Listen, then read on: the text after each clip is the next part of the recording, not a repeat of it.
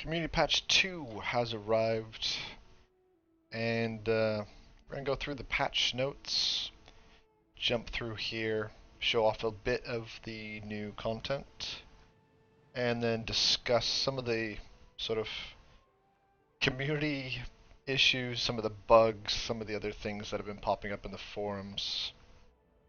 So let's start with the new race.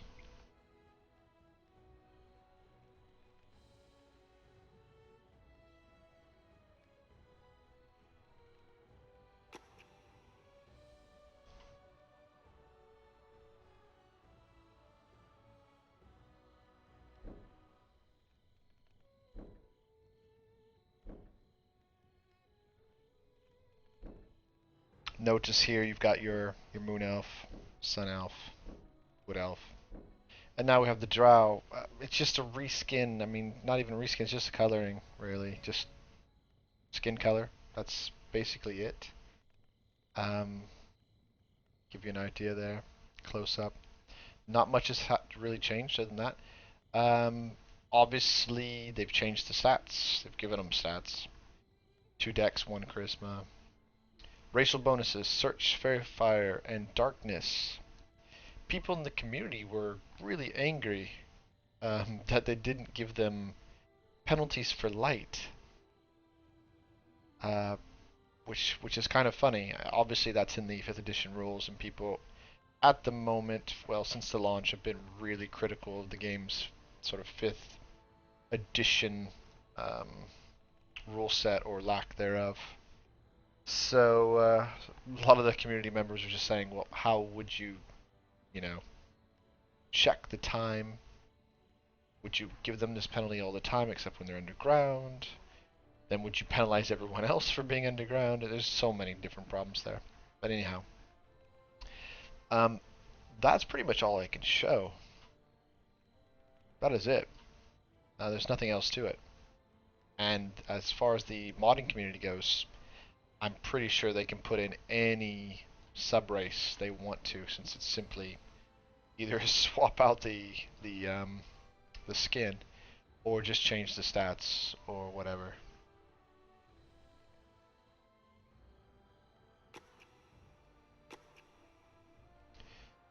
And in this character here that I made, very dark skin, that was perfectly functional as a drow as well.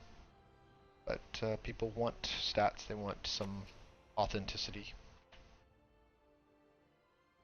New changes with death. A lot of people were saying that the game wasn't hardcore enough, so they've changed the way stabilize works. This is an ability that everyone has, which allows you to basically raise people who've died quickly, even in combat, back to some health. And they've went through and they've made it 50% longer and given you the option to disable it when hit. I think the modding community has gone out and just simply, for some cases, removed it or added a very long cooldown. Actually, they've tried to remove it, and then noticed problems when you get stuck in a dungeon, for example. Everyone's dead and they can't escape.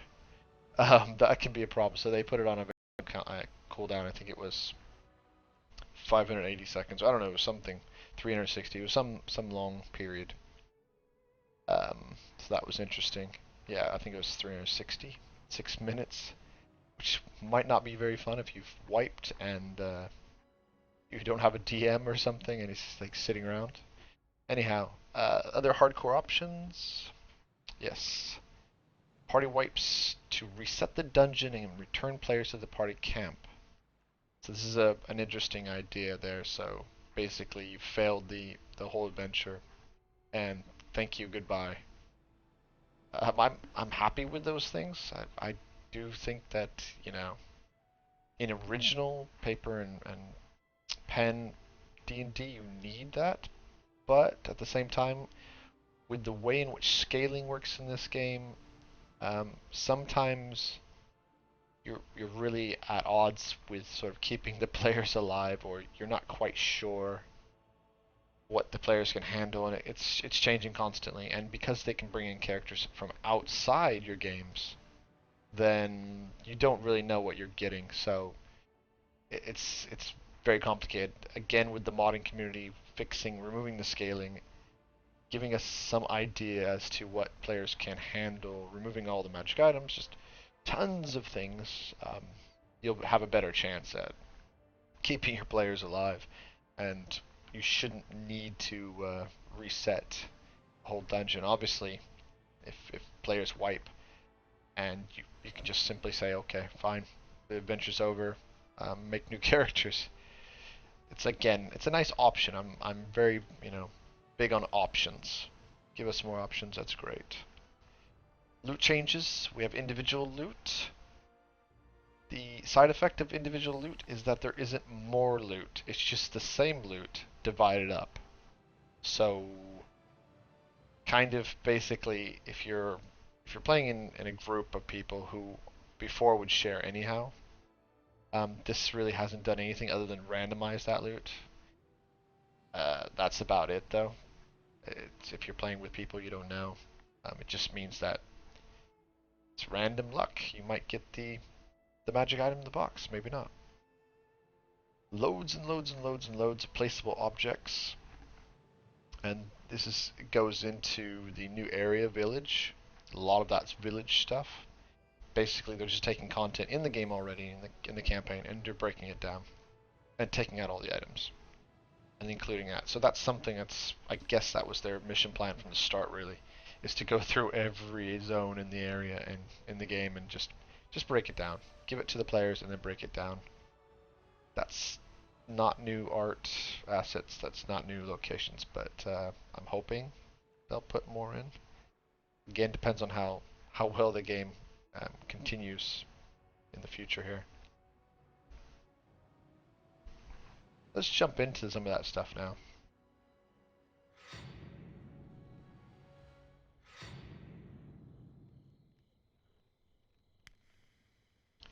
Let's see, new areas. Let's load that up.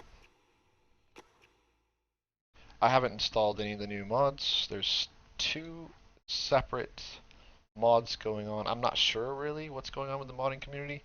This is a bit of the drama that's happened over the last couple weeks. A split between 2 of the big modders creating their own either separate mods or one of them's just been discontinued.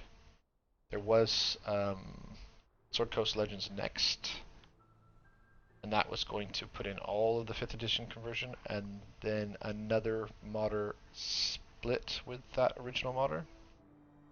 They had a difference of opinion or whatever, and the forums got a bit wild for a bit. And he's created the Sword Coast Legends Rebirth mod package. Not sure if it has the original Next mods in there or not, but class conversion, all kinds of stuff.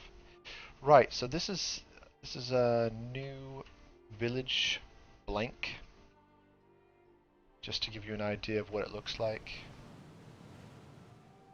As I said, it does come from the game, so you're stuck with this. As you've seen if you've watched any of my previous videos on these, you're just stuck with what you got. Can't change any of this stuff. Your entrance is always going to be the same, and your exit's always going to be the same until they give us the ability to fix that.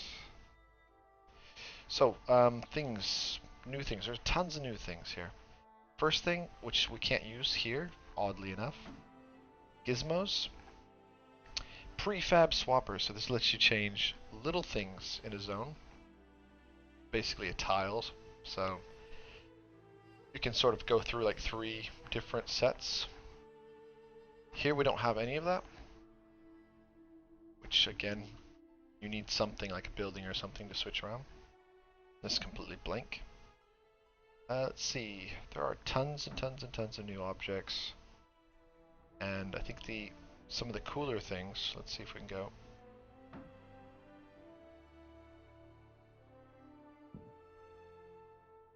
Are these special effects here, lighting. So there are tons and tons of lighting. Again, they need to fix this UI. You have to jump back into it, then you gotta go find it again. We have here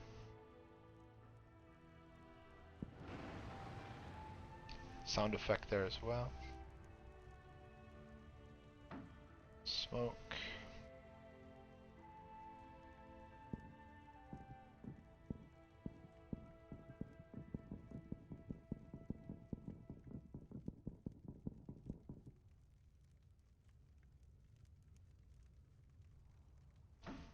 Whoa, and so, first thing I'm noticing already, seems to be lagging up the animations really badly. It's all that smoke, the particle effects. That's one of the things they said, oh, you know, basically it's going to depend on your PC. Whoa, yeah, it's hard placing things. So smoke, definitely bad. Not going to get much mileage out of that. Still can't block and delete. Lovely. Gonna leave this map. This one's completely ruined. Let's go to the village.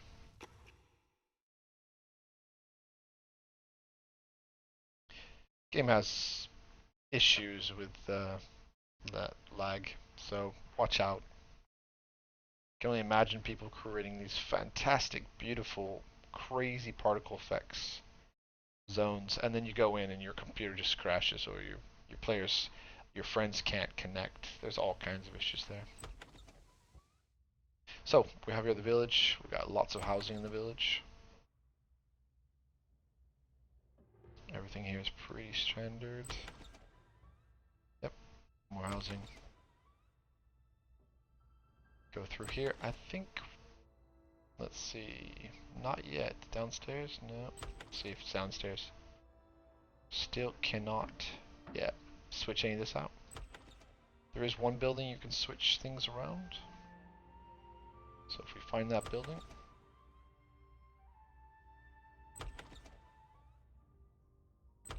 Yeah, trapdoor. We can finally go down. Nice. I haven't really investigated much here in terms of what you can check out. That's pretty cool. Let's go around. Leave this one, we can change the bottom. No, it's the same one again. No. Every time you go out, you get turned around because you're changing your camera view.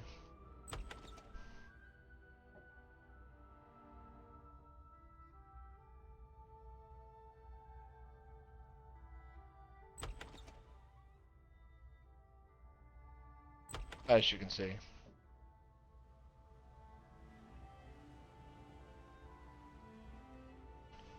Everything nice and orderly.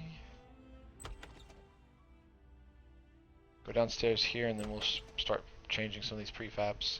So here you have these little things you can click on. These are from the prefab swappers gizmos. And you can see here I can switch them out to various different looks. Not exactly what the community wanted. Most people wanted to have something like the ability to just simply change out, put whatever they want there. Only a few options. Same options there, and again same options here in terms of putting things out. Nothing special. It is some variety though, and obviously this is just the village. There are other maps. I haven't looked at the other maps to see what you can do. Nothing else you can change.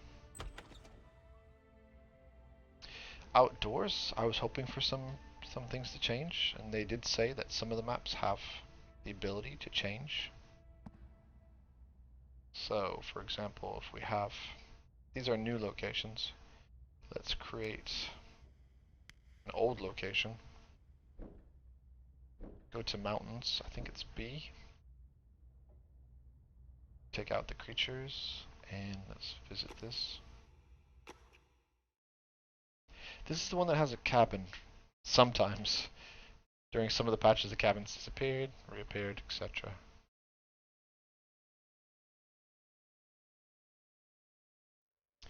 So there you go. No cabin. Oh.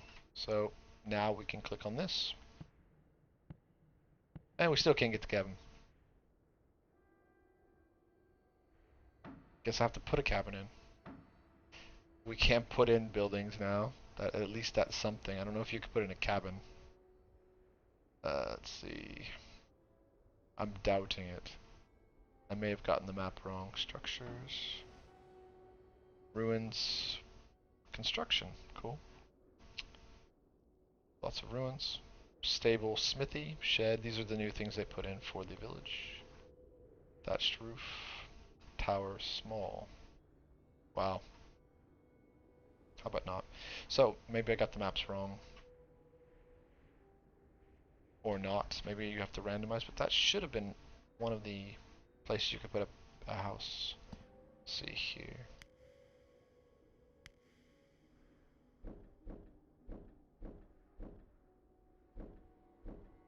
Mountains.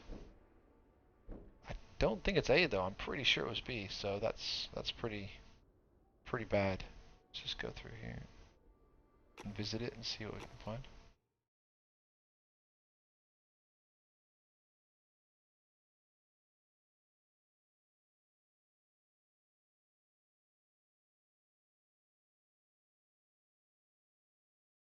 No, it was A. I was wrong. Okay, so now we can change that out. Whoa, crash. There we go. So, yeah, it's really slow loading this one up. Got rock, rock. That's interesting. Some ruins. I like that. It's cool. Got some ruins here. Yeah, like ruined walls up here.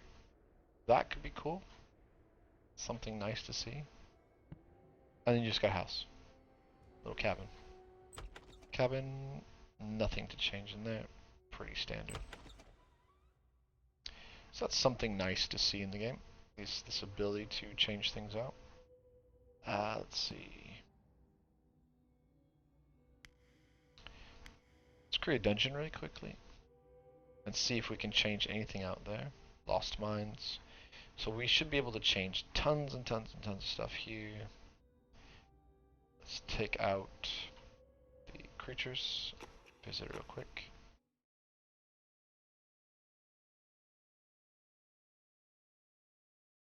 I should be able to change out little parts, little zones throughout.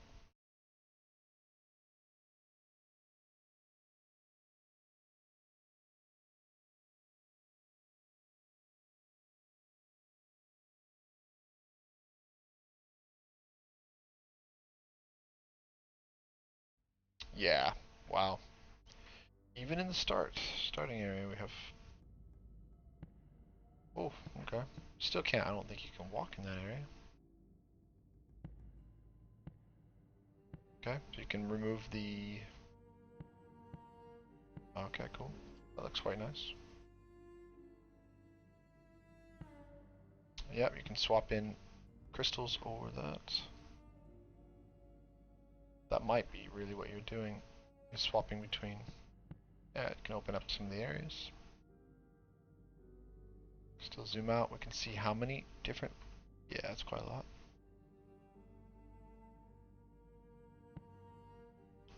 Quite cool.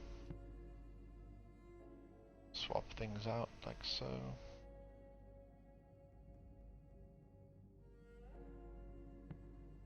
Nice. So this is quite cool, being able to swap some of these things out, these tiles.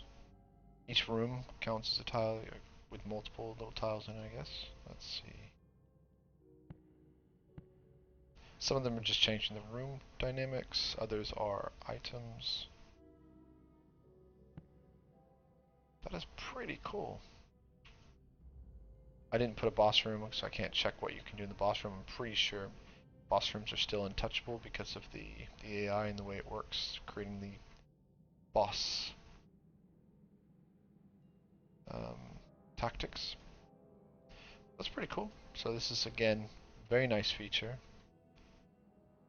I think a lot of people wanted more, but that's quite good. Considering how many things they were able to put in, it's quite a lot of maps that have that customization. Not all maps have it, but a lot of maps have it. Let's go back to our full village here. Actually, this might be the empty village. Let's go have a look.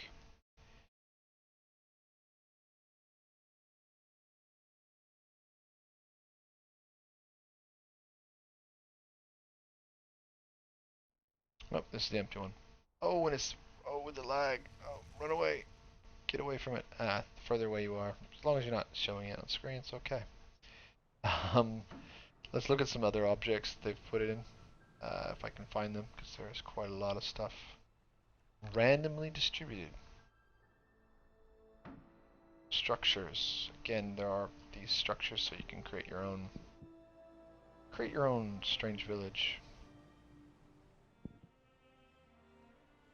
Round hut construction. Looks like something you would put as a pier or something there. For example. One of the biggest problems at the moment, from the standpoint of the DMs, is collision is becoming a huge problem. So for example, I can't put any further than that because it's an arbitrary wall there. Other places I noticed in one of my adventures that I created before, I went into a room and all of the furniture was strung out, like just shot out at various different places, and most of it was off screen because of collision. So changes at some point to collision completely broke some of the things in the game, which means you have to go back, fix it. That's obviously a pain.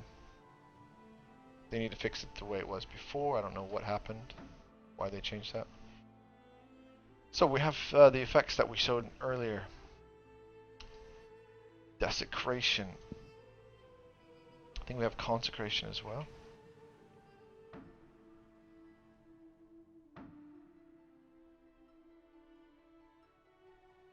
Consecration, desecration. Door collapse. Wow. There you go. I don't know if players can actually move past through that.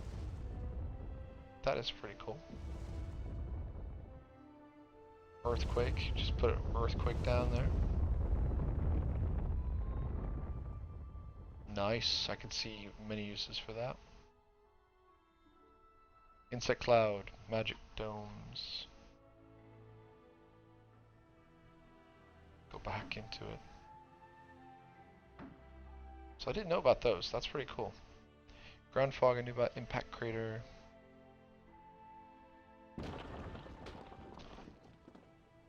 These are some live things you can throw down, which really adds to the storytelling. Mystical circle. Bugs, spiders, summoning circles. Tendril wave. Wow.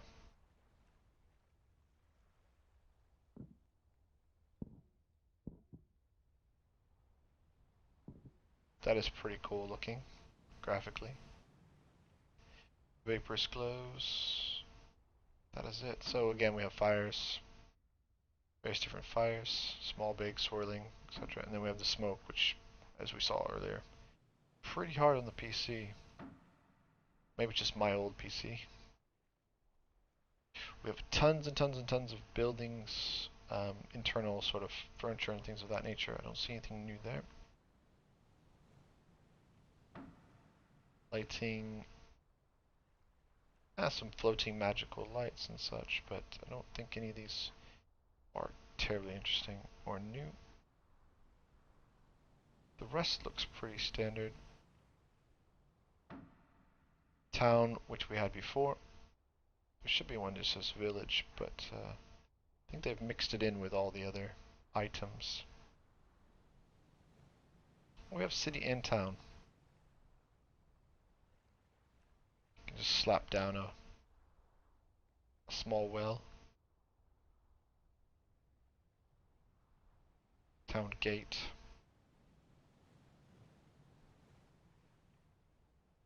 Okay. Not much else. You obviously have city, and that has just a few things. Again, I hope the modders come in here and just fix this horrible UI. It's so bad. I mean, they're really finding things in here, as you can see. Really difficult to find anything you really want, because it's all in various different places. Decorations, rugs. Just need just find some other way to put these things together. I think that's pretty much it. Let's go back to the notes and see what else there is.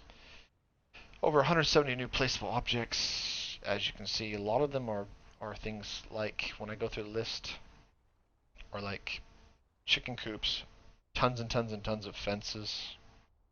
We can't break fences, so I'm not sure why it has a weak fence, but there are multiple types of weak fence there, just the appearance. Boats. Lots of boats you can put in. I don't think there's a dock, but you saw how I could rig one. There's no docks, but you can put down those boats in places non-functioning. And then all the glows and the fire effects and particles and stuff like that, which is cool, but might be problematic in multiplayer, who knows. Uh, Ambient NPC text, this is so important. It's so nice. We can actually now, when we have an NPC, we can actually put text on the NPC. And that's just perfect, because right before, we couldn't actually put any text on the NPC. Couldn't put any descriptor or anything on there, so it was a bit of a pain. Tile customization, we already went through that. Quests, now you can lock and unlock locations depending on the state of a particular quest. So that way they don't go back. There's plenty of times where I just don't want players to go back to where the quest giver was because it breaks the continuity of the sort of adventure. So it's great that they do that. If a place is destroyed or a place is no longer the same, why would you be able to go back? It can be confusing as well for players who don't know what if it's a very messy map. There are a lot of different places on the map. You don't want them to have to dig through that. So it's nice if it's just a linear path. You can also do fun things like choose your own adventure. You can do pathing. You can do all kinds of stuff. It could be quite cool to make a board game. A lot of ideas there that you can do with that. Other than that, there's not much else to say. As I said, the drama on the forums. The statues for the collector's edition people who bought the game still have not arrived. I was one of those people. Still waiting on my giant statue. Who knows when I'll get that. Since I don't live in the United States, it's going to be probably well into the next year, I guess. Maybe another 2 months. It's kind of funny. We bought this game, in October? Still waiting on these things. 4 months later, probably get it. Anything else to show in terms of zones? I think that's pretty much it. I'm not going to show the questing changes. Some of the other changes I can't really show, like the death changes and loot, for example. At the moment, I still haven't started my campaign. My players pretty much don't want to play the game in this sort of unfinished state. They want to wait until there's a bit more content, or at least fixes to many of the problems in the game. There were a bunch of bugs that came in with this patch, so it makes it very difficult for you to get your players on board when the sort of the state of the game is in a sort of mixed state. I don't think that the game has improved in terms of reviews or anything, but I'm hoping that after the third patch, things will start to get better. Obviously, the modders, the modding community, will have released, I think they'll put in some modding support finally into the game, so it'll be easier to mod your game. And then it'll be just total 5th edition. I'm going to convert to 5th edition sort of rules and remove scaling. And then I have to redo my adventures because obviously they were all built on scaling. So there's no point starting now. No point in getting my players into it when at the end of the day I have to switch it all out and start over again. But right now, this is still cool stuff. It's a work in progress, and I hope that it continues well into the next year, because I really want to get my hands on the tools and the mods, the changes, everything. Until next time, thank you very much.